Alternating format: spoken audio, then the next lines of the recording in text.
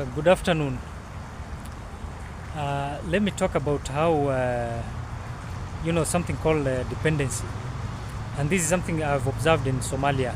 It is happening in Somalia right now as we speak. In development studies or in development science, there's a theory called dependency. And this theory talks about how powerful nations at the core, there's something called the core and the periphery. So there are two circles, one small circle and one big circle. The small circle is about the countries at the core, and the bigger circle is about the countries at the periphery.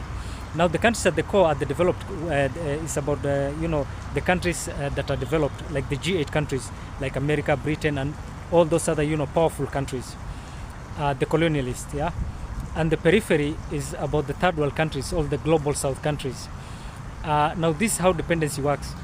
The countries at the core exploit raw materials exploit the countries at the periphery, and they take raw materials for their industries and for their own development and for their own economy, to boost their own economy. And they give aid to the countries at the periphery. So they come, for example, to the third world countries like in Africa, from Europe and wherever, those powerful countries, those at the core, and come to the periphery to pick what? Raw materials only. They pick gas, they pick oil, they extract oil and gas. They will mine for gold and silver and diamond and other rare earth minerals. Now this is how dependency works.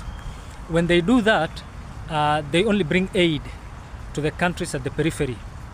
The only thing they can bring is aid or exorbitantly expensive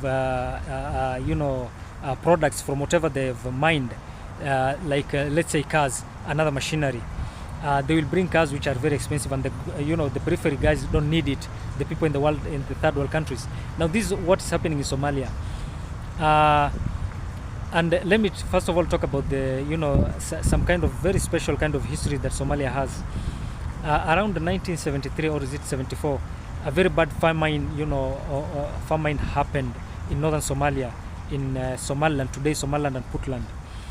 And a lot of people died alongside with their animals, their livestock. I'll say camels died, goats died, and cattle died. Whatever that these people are depending on perished in the famine. So Siad Barre was the president, and he decided that instead of seeking foreign aid, let me try and help my people and show them that I can help them, or they can help themselves in a very good way. And what he did is that he dispatched the Somali National Army, and he dispatched around 25 transport planes from the Somali National Army,